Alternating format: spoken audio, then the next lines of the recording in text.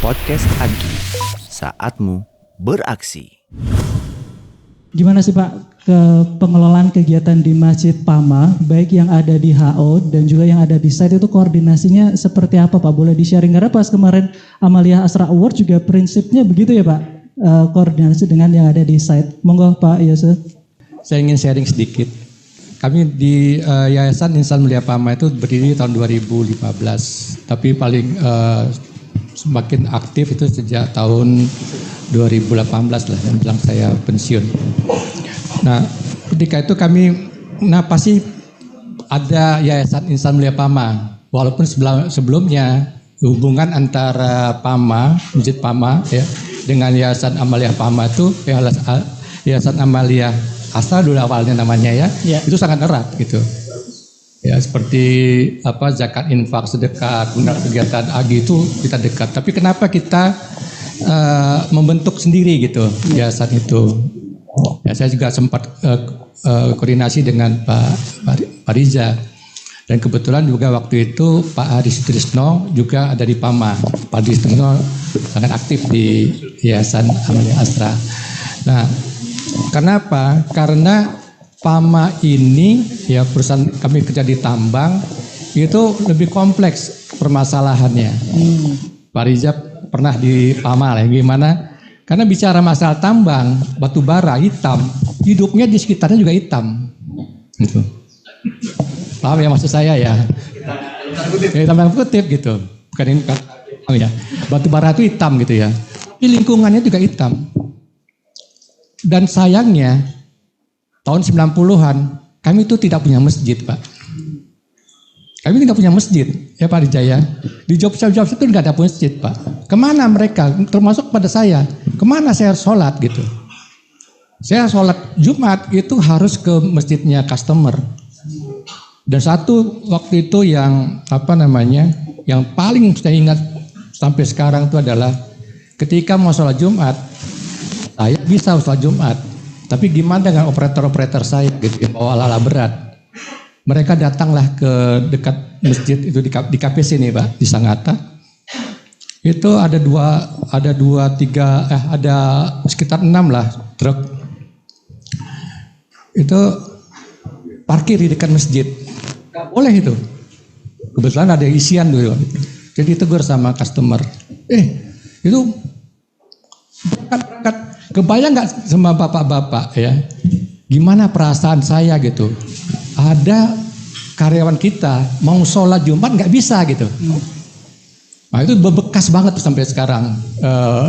Setelah itu ya, akhirnya kita setelah Pama ya semakin maju gitu. Itu muncul tekad kita bagaimana kita karyawan Muslim itu punya sarana ibadah yang memadai lah.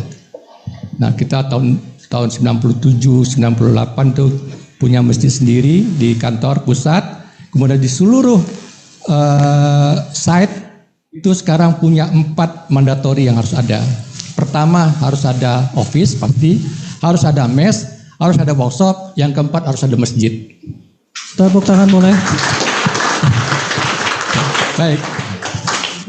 Sebelum jawab pertanyaan tadi, ya, kami punya visi nih Pak, membentuk insan mulia yang beriman, bertakwa dan menjadi, karena kita berada di Pama, di perusahaan, maka semua insan mulia Pama itu, semua karyawan Muslim itu harus menjadi penggerak utama bagi perkembangan perusahaan dan masyarakat sekitarnya. Kenapa? Karena kita berada di perusahaan. Kenapa kita ngambil penggerak utama? Ya, kami sebutkan penggerak utama. Kita banyak di otomotif ya, seperti di mobil atau di mesin. Itu kan semua terdiri pada gigi-gigi kan, gear-gear. Satu aja gear itu mati berhenti ngejam, semua sistem akan ngejam. Artinya apa? Semua karyawan Muslim harus menjadi penggerak utama di perusahaan tersebut. Ya itu satu. Sehingga kami punya itu tadi visinya, dan kami juga punya misi. Tadi untuk menjawab visi itu mendorong dan melaksanakan kegiatan pembentukan karyawan yang beriman dan bertakwa, kemudian membangun suasana kerohanian yang penuh toleransi. Tadi Pak Riza menyampaikan kita ada perbedaan segala macam gitu ya. kemudian membangun nilai leadership dan profesionalisme muslimin PAMA melalui mengembangkan infak dan sedekah. Dan perusahaan ini yayasan ini ya, kami punya organisasi untuk di HO itu terdiri pada dewan pembina dan dewan pengawas. Ya. Dewan pembinanya itu adalah BOD-nya PAMA. Dewan pengawasnya itu adalah juga BOD PAMA plus Presiden Direktur ARKO. Jadi contohnya kalau Dewan Pembina itu Pak Aris Trisno. Pak Aris Trisno itu BOD-nya PAMA. Dan Dewan Pengawasnya itu adalah Presiden Direkturnya PAMA, Pak Hendra Hutayan, seorang mualaf. Mualaf. Kawin sama Vina, ingat gak? Ya. Poin yang cakep-cakep masih ingat kan?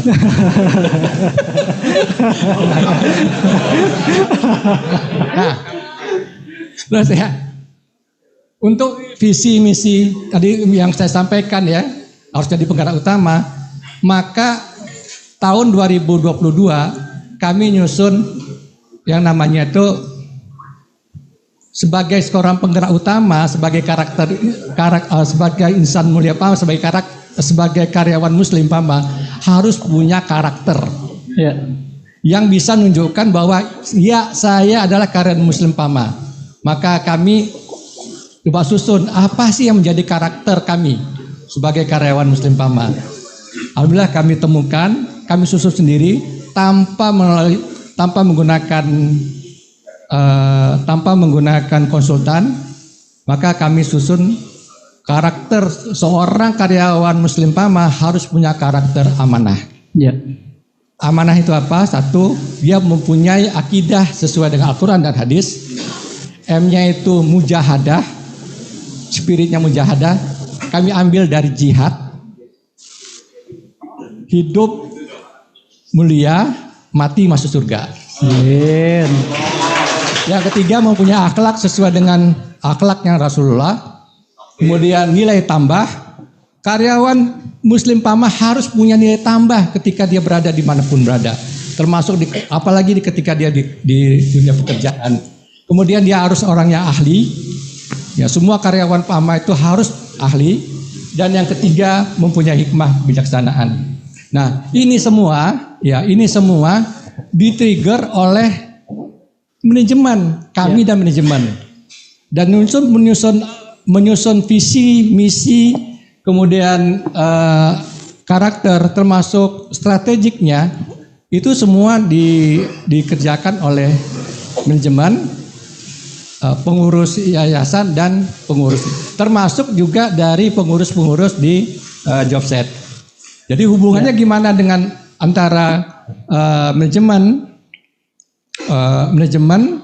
kemudian pengurus pengurus dan jemaah dan pengurus Jobset yang lain. Kami lakukan gini Pak. Pertama, semua Jobset itu punya kepengurusan. Bentuk kepengurusannya sama persis dengan kami yang di Jakarta, yang di HO. Pertama punya bidang kemakmuran masjid. Kedua punya infak sedekah, sosial dan pendidikan. Di situ ada supportnya termasuk kesekretariatan dan keuangan. Dan tadi Pak Rizal nyampaikan bahwa keuangan itu harus jadi concern kita. Maka tiap tahun Pak Rizal kami lakukan audit oleh external audit, dan alhamdulillah tiap tahun kita dapat penilaian wajar. Ya. Gitu Pak. Siap. Oke. Iya, berarti kunciannya itu adalah melibatkan manajemen dalam struktur organisasi DKM gitu ya Pak, sehingga kebijakan-kebijakan seperti pembuatan tempat ibadah yang ada di site tadi bisa dilakukan ya Pak Yose ya? Ya, jadi gini, kata kuncinya itu bukan melibatkan manajemen, tapi manajemen yang memang punya kepentingan di sini gitu. Memang manajemen itu kan pengen semua karyawannya kan bagus kan? Ya. Saya tanya gini, bicara masalah integritas. Ya. Itu kalau bicara masalah integritas, mana lebih tinggi integritas dengan amanah? Amanah.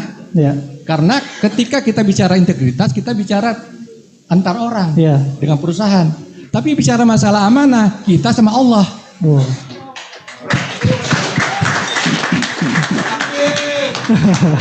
Kita sama Allah. Iya. Termasuk salah satu diantaranya ya.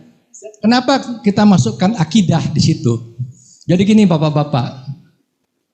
Pak Rizat pernah di Pamam. Ngalami bagaimana kita itu mengelola safety itu luar biasa sulitnya. Kami punya karyawan 30.000 Pak. 30.000. Dan ada di lokasi yang jauh. Ya. Karyawannya baru-baru, muda-muda, taman SMA, udah suruh bawa alat berat. Kemudian jauh dari keluarga. Mereka tuh 3 bulan Pak kerja di tambang, baru ketemu 2 minggu dengan keluarganya. Ya. Bagaimana mereka hidup di area seperti begitu? Kalau bicara masalah akidah, gak kita kuatkan di situ. Ya itu tadi Pak, bicara masalah tambang itu identik dengan kehidupan hitam. Itu. Ya termasuk Pak, ya termasuk ketika ini juga fenomena di kita ya, fenomena di kita. Itu ketika kita contoh nih membuka lahan aja. Ya Pak Rija ya. Membuka lahan gitu. Ketika kita membuka lahan, kita berhadapan dengan masyarakat sekitarnya yang punya kepercayaan yang mungkin di kitanya, wah ini kan syirik gitu. Ya. Tapi kalau nggak kita lakukan, ini gimana? Karena itu udah jadi apa istilahnya itu? Adat gitu. Ya. Gimana kita lakukan itu? Kita tahu ini salah gitu, nggak sesuai dengan akidah kita gitu. Tapi secara profesional, secara perusahaan kita harus lakukan. Kalau nggak kita lakukan itu nggak bisa jalan. Nah, itu kan jadi pertanyaan bagi kawan-kawan kita yang kerja di sana. Pak, katanya kan syirik Pak, tapi gimana caranya? Nah, Gimana tuh Pak? Nah, disitulah kan kita kasih pertama kita perkuat akidah para pemimpinnya, ya. Jadi ini Pak, yang amanah tadi itu kami sosialisasikan, kami berikan kepada 144 orang key person, termasuk semua direktur, GM, direktur anak perusahaan yang Muslim, supaya mereka juga ngerti, oh ini nggak boleh, ini juga kita kan hidup mau cari apa kan? Ya. Kan cari surga kan? Podcast Agi, saatmu beraksi.